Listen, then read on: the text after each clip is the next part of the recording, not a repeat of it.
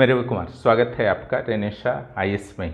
जैसा कि आपको पता है कि 11 जेपीएससी के रिजल्ट आ चुके हैं और 14 जेपीएससी आगामी सिविल सेवा एग्जाम निकट भविष्य में आयोजित होने वाले हैं। यद्यपि इसके नोटिफिकेशन नहीं आए हैं, सीट भले ही 250-300 कुछ भी आए, यहाँ पर निश्चित रूप से प्रशासनिक सेवा और डीएसपी इत्यादि के तो पोस्ट रहेंगे ही। बाकी कौन कौन से पोस्ट रहते हैं तो उपलब्धता पर निर्भर करेगी। साथ ही अगर राजस्व पदाधिकारी से रिलेटेड भी बात हो रही थी तो उसके भी पोस्ट रह सकते हैं। तो निकट भविष्य में है कि सरकार क्या क्या डिसीजन लेती है, लेकिन आपकी ओर से जो सबसे इम्पोर्टेंट है कि आप अपने वर्क को अच्छी तरीके से कीजिए।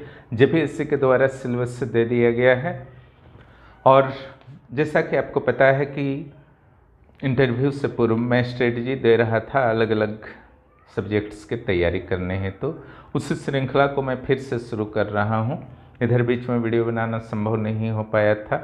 जहां तक रेनेशा आईएएस के मेंस ग्रुप या इंटरव्यू ग्रुप की बात है तो वहां पर छात्रों का परफॉर्मेंस काफ़ी अच्छा रहा है और इंटरव्यू ग्रुप में तो खैर काफ़ी मार्क्स आए हैं सारे स्टूडेंट्स के, चाहे इंटरव्यू फेस्ट हों या फाइनल उन्होंने किया है। तो जो लगातार वहाँ पर एक स्ट्रेटजी के साथ तैयारी चली तो उसका लाभ पहुँचा है और अलग अलग इंटरव्यू यहाँ के चैनल पर भी जारी किए गए और भविष्य में भी जारी किए जाते रहेंगे। टॉपर्स भी आपसे समय समय पर मिलने आएंगे ही। चलिए हम लोग आज जो बात करने वाले हैं साइंस के ग्रुप ए के स्ट्रेटजी के बारे में बात करने वाले हैं कि किस तरीके से आपकी रणनीति होनी चाहिए। देखिए, रणनीति जो है सिविल सेवा में बहुत इंपॉर्टेंट होता है क्योंकि मटेरियल कंटेंट का महासागर यहाँ पर पड़ा हुआ रहता है और पढ़ने की कोई सीमा नहीं होती है। लेकिन अगर आप स्ट्रेटजी बना लें तो टू द पॉइंट आप स्टडी करके अपने लक्ष्य पर केंद्रित होकर के कम समय में सिविल सेवा की बेहतर तैयारी कर सकते हैं। यहाँ पर उलझना नहीं है, इसका विशेष रूप से ध्यान दीजिएगा।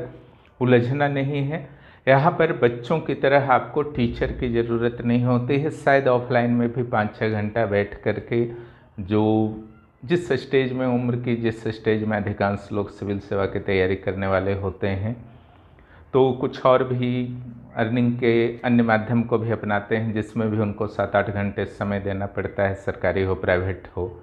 उसके बाद 5 घंटा बैठ करके क्लास बच्चों की तरह करना उनके लिए पॉसिबल नहीं है, तो लंबा समय लग जाता है। तो यहाँ के जितने भी प्रोग्राम्स चलते हैं सर्विस वालों के लिए और हाउस वाइफ्स को ध्यान में रखते हुए ही किया जाता है, जिसका लाभ फ्रेशर कैंडिडेट को भी मिलता है। यहाँ हमारी कोशिश रहती है कि आपको बाहर से जो भी हमारे द्वारा स्टडी करवाया जा रहा है बाहर से आपको स्टडी नहीं करना पड़े, ताकि जो लिमिटेड आपके पास 5 to 6 आवर्स हों उसका आप बेहतर प्रयोग कर सकें। और इसी उद्देश्य से यहाँ पर स्ट्रेटजी भी बताई जाती है। जो भी पेड मेंबर्स हैं आपको भी गाइडेंस की ज़रूरत अगर पड़ती है। यहाँ पर देखिए, टीचिंग से ज़्यादा महत्वपूर्ण होता है गाइडेंस, है ना। खास करके मुख्य परीक्षा में या प्रारंभिक परीक्षा में भी गाइडेंस इम्पोर्टेंट है। आप लोग ऑलरेडी बैचलर हैं, एमए हैं, एमएससी हैं, इंजीनियर हैं, डॉक्टर्स हैं। ऐसी स्थिति में आप कहाँ पर गलती कर रहे हैं वह बताने वाला कोई होना चाहिए। उन गलतियों से आपको बचना है और एक सीधे अपने लक्ष्य की ओर बढ़ना है। यही टारगेट रेनेशा आईएएस का रहता है। इसका लाभ आप लोग निश्चित रूप से उठाइए जिनको आवश्यकता प्रतीत होती है ना। उलझना नहीं है, यहाँ पर एक बेहतर रणनीति के साथ आगे बढ़ना है, बहुत जल्द सफलता मिल सकती है। यहाँ पर 14 जेपीएससी के फाउंडेशन बैच के क्लासेस निरंतर जारी हैं, आंसर राइटिंग प्रैक्टिस जारी है, एमसीक्यू के टेस्ट भी शुरू किए गए हैं मुख्य परीक्षा में और प्रारंभिक परीक्षा में, वह भी निरंतर जारी है। आज हम लोग साइंस ग्रुप एक स्ट्रेटजी को पर चर्चा करने वाले हैं। जैसा कि आपको पता है कि जितने भी ग्रुप्स हैं, सेक्शंस हैं पूरे चारों पेपर में, उसमें सबसे छोटा ग्रुप ही लगता होगा आपको, साइंस का ग्रुप ए। लेकिन छोटा होते हुए भी इतना आसान नहीं है। यहाँ पर एक बेहतर स्ट्रेटजी के साथ आपको चलना होगा। प्रीवियस ईयर के क्वेश्चंस को वॉच करते रहना है।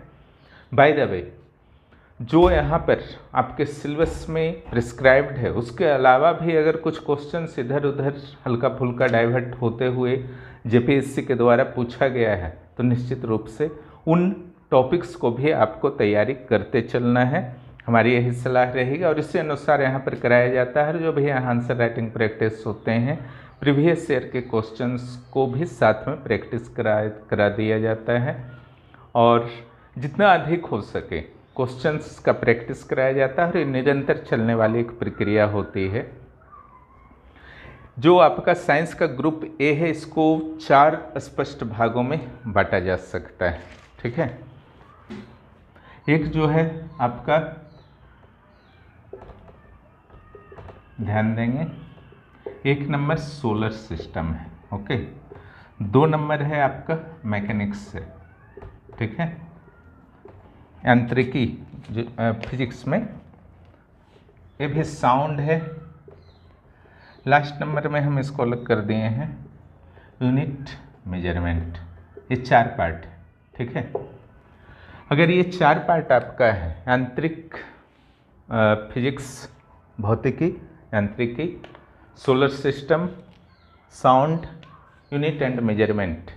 यहाँ पर अगर बात किया जाए कि सबसे कठिन कौन लग रहा है अधिकांश स्टूडेंट को, चाहे किसी भी स्ट्रीम के हों, मैकेनिक्स, है ना।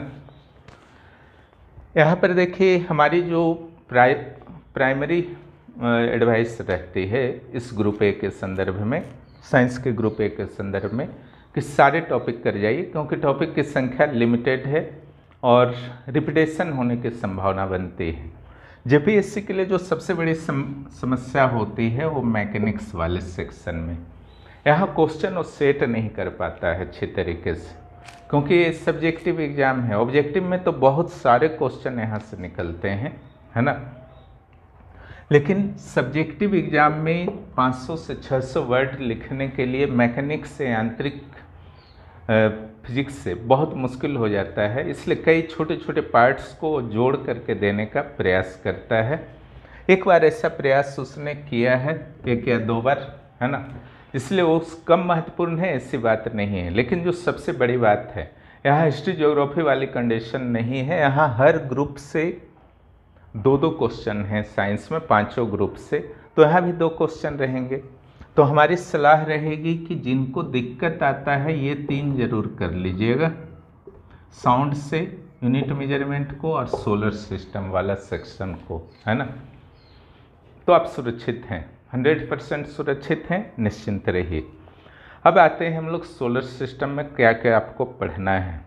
सोलर सिस्टम में देखिए, सूर्य और उसके जो परिवार हैं, जितने भी सूर्य और उसके फैमिली के मेंबर हैं, सोलर सिस्टम के मेंबर हैं, प्लेनेट हो, है ना, या फिर उल्कापिंड हो, उल्का हो, क्षुद्र ग्रह हो, ठीक है, या फिर सैटेलाइट्स हों, यानी कि नेचुरल सैटेलाइट हों, सारे को आपको अच्छी तरीके से स्टडी करना है। एक सिंपल डाटा 8 ग्रह का आपके पास होना चाहिए, 8 प्लेनेट्स के बारे में आपको जानकारी रहना चाहिए। यहाँ पर जो एक टेबल हमारी ओर से दिया जाता है, जिसमें 8 ग्रह की जानकारियाँ होती हैं, ठीक है, और सूर्य से कितनी दूरी है, उनके कितने उपग्रह हैं, उस टेबल को जरूर प्रैक्टिस कर लीजिएगा। वो बहुत एग्जाम में साथ देने वाला है, क्योंकि देखिए 500 to 600 ही यहाँ पर लिखना है ना, तो यहाँ पर बहुत ज़्यादा समय नहीं रहेगा। तो अगर टेबल फॉर्मेट में आप लिखते हैं तो बाकी चीज़ों को, जब आप पैराग्राफ फॉर्मेट में, पॉइंट फॉर्मेट में कुछ आंसर का पार्ट लिखते हैं तो वहाँ पर थोड़ा सा शॉर्ट कर सकते हैं। तो यहाँ सोलर सिस्टम को तो आपको पढ़ना ही है, लेकिन सिर्फ इतना से काम नहीं चलेगा, इसके साथ साथ केपलर वाले लॉज को भी पढ़ लीजिएगा, ठीक है, क्योंकि वह बार बार पूछा गया है। और इसके अलावा इक्लिप्स भी पढ़ना है आपको, ठीक है।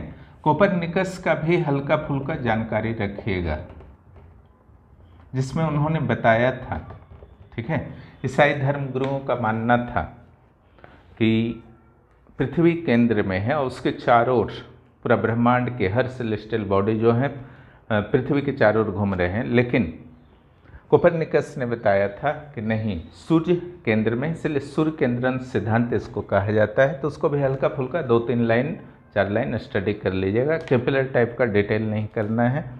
आने की संभावना नहीं, लेकिन केपलर संभावना है, 2 बार दिया है, तीसरा बार नहीं दे सकता है, ऐसा बात नहीं है। इक्लिप्स 2 टाइप का आपका सिलेबस में है, सोलर भी है, लूनर भी है, दोनों के बीच तुलना को अच्छे तरीके से कर लीजिएगा।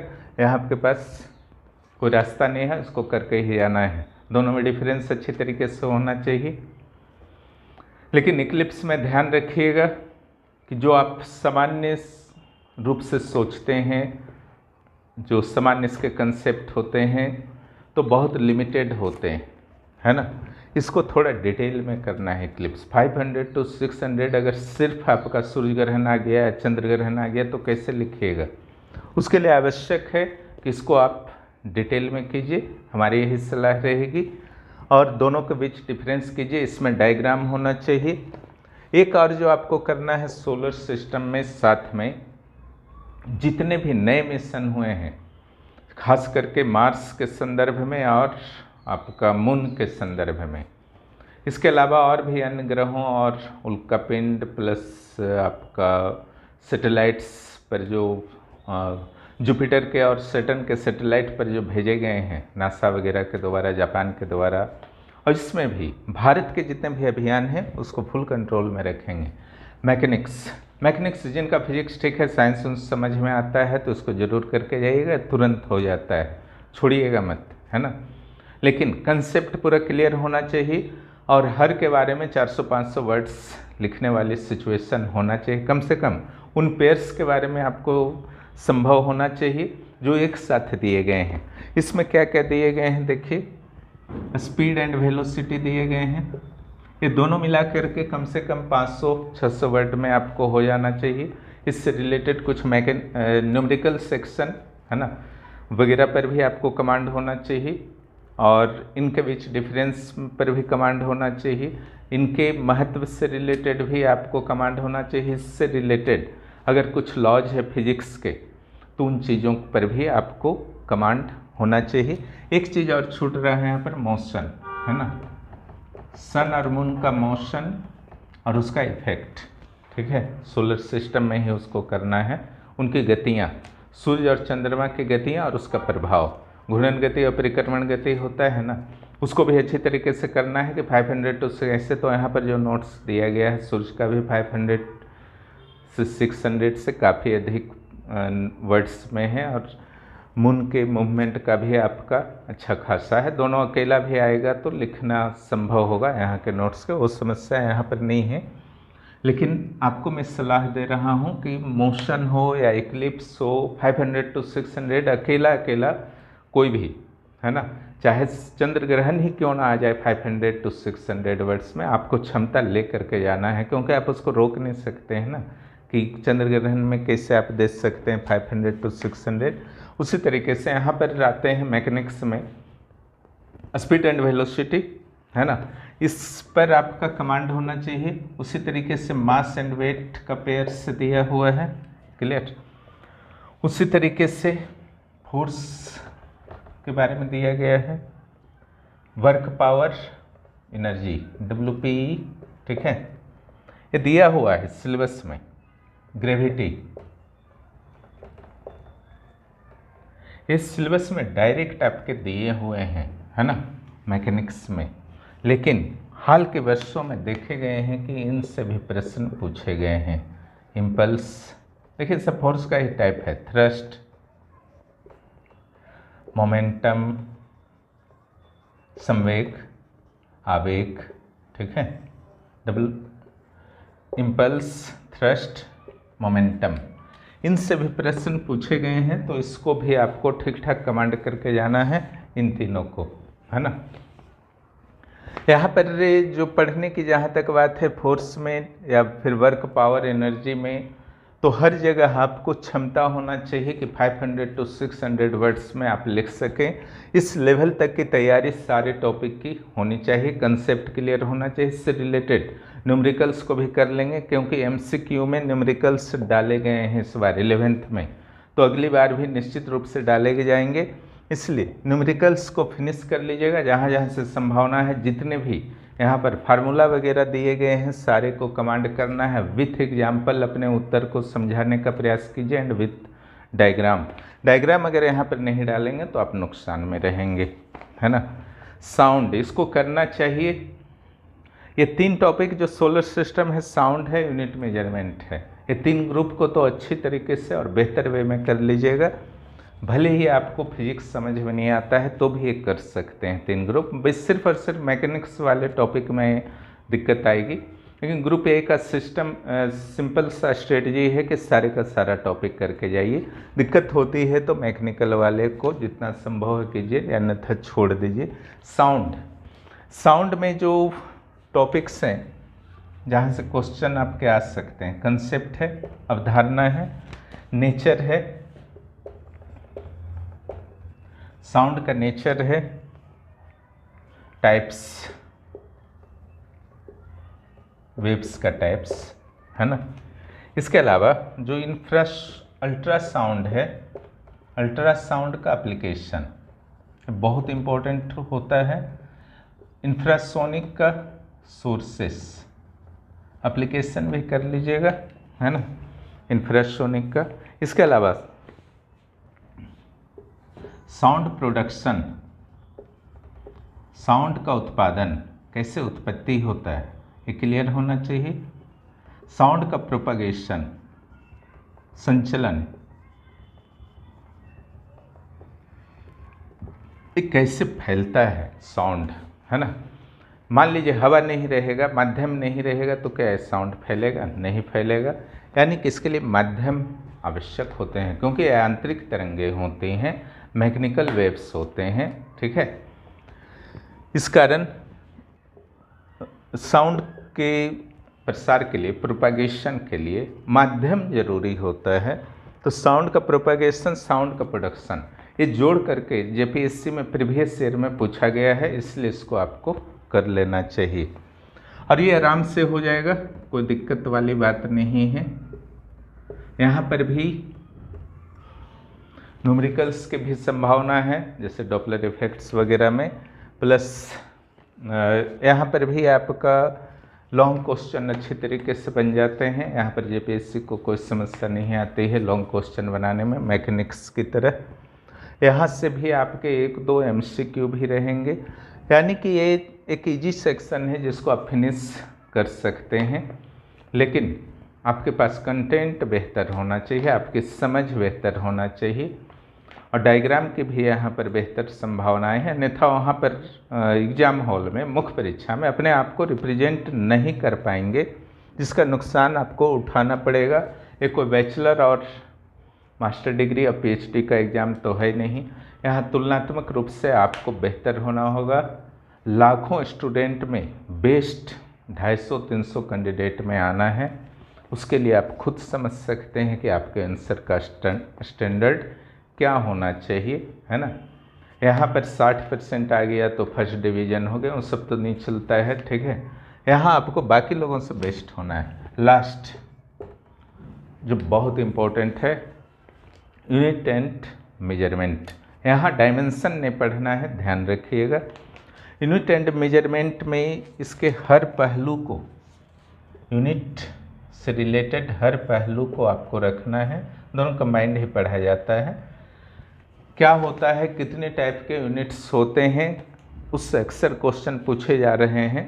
जैसे आपका जो टाइप्स होता है FPS, CGS, MKS, जो लेटेस्ट आया है वो है आपका SI, international system of unit, है ना। इन सारे का अच्छी तरीके से, और SI पर स्पेशल केयर कीजिएगा। इसके अनुसार जितने भी फंडामेंटल यूनिट्स हैं 7+1, तो सारे के परिभाषा आपके क्लियर होनी चाहिए, क्योंकि ये परिभाषाएं आपको लिखने की ज़रूरत वहाँ पर पड़ेगी।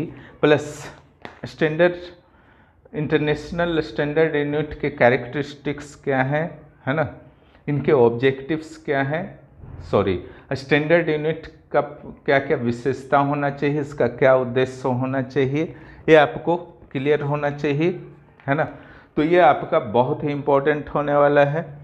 यानी कि कुल मिलाकर के अगर आज के वीडियो का पूरा सिनॉप्सिस बताया जाए तो ये 4 ग्रुप में आपका बटा हुआ है। ग्रुप ए 4 सब ग्रुप्स में मैंने बांटा है, जेपीएससी ने नहीं। सोलर सिस्टम, ठीक है। सेकेंड है मैकेनिक्स, थर्ड जो है आपका साउंड, फोर्थ है यूनिट एंड मेजरमेंट। इनमें से जिनको मैकेनिक्स में दिक्कत हो बाकी 3 जरूर फिनिश करके जाइएगा। एक क्वेश्चन 100% बनेगा और एक ही बनाना है, लेकिन जिनको दिक्कत ना हो इसको भी कर लीजिएगा, है ना, क्योंकि फिर दोनों बनाने की स्थिति में रहेंगे और वहाँ पर चयन की सुविधा आपको मिल पाएगी, सिलेक्शन की सुविधा मिल पाएगी। क्वेश्चन सिलेक्शन करना और डिसीजन लेना सिविल सेवा के मुख्य परीक्षा की एक बहुत महत्वपूर्ण प्रक्रिया होती है। अगर इधर का क्वेश्चन कुछ उलझा हुआ आया तो मैकेनिक्स आपको फिर हेल्प कर सकता है। मैकेनिक्स में जितने भी आपके टर्म्स हैं, टॉपिक्स हैं, हर टॉपिक में 500 to 600 लिखने की क्षमता होनी चाहिए। सोलर सिस्टम के नए जितने भी मिशन हैं प्लस जो सैटेलाइट की संख्या है, नेचुरल सैटेलाइट की, सारे प्लेनेट की आज के डेट तक कितना है आपको क्लियर होना चाहिए। यहाँ पर करेंट अफेयर्स से दिया जाता है, उसमें हर चीज़ इंक्लूडेड इसलिए किया जाता है ताकि रेनेसा में जो पेड ग्रुप के मेंबर हैं वो डेली बेसिस पर अपडेट रहें।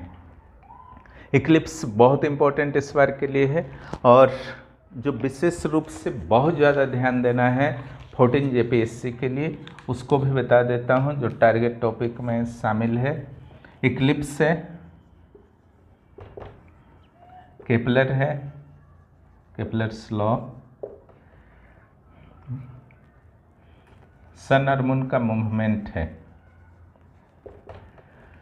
मोशन, साउंड का सारा टॉपिक है ना, साउंड का सारा टॉपिक है। मैकेनिक्स में फोर्स है, वर्क, पावर, एनर्जी है, इसकी ज़्यादा संभावना है, लेकिन ये 4-5 टॉपिक पर विशेष ध्यान दीजिएगा और बाकी 3 ग्रुप को फिनिश कर लीजिएगा। कोई भी और भी कन्फ्यूजन होगा आप निश्चित रूप से कमेंट बॉक्स में कमेंट कीजिए, मैं जवाब दूंगा। वीडियो देखने के लिए बहुत बहुत धन्यवाद। और जिनको भी 14 JPSC के फाउंडेशन बैच में या प्रोजेक्ट मैनेजर के पेपर 4 में एडमिशन लेना हो 9661163344 पर मैसेज कर डिटेल ले सकते हैं। बहुत बहुत धन्यवाद।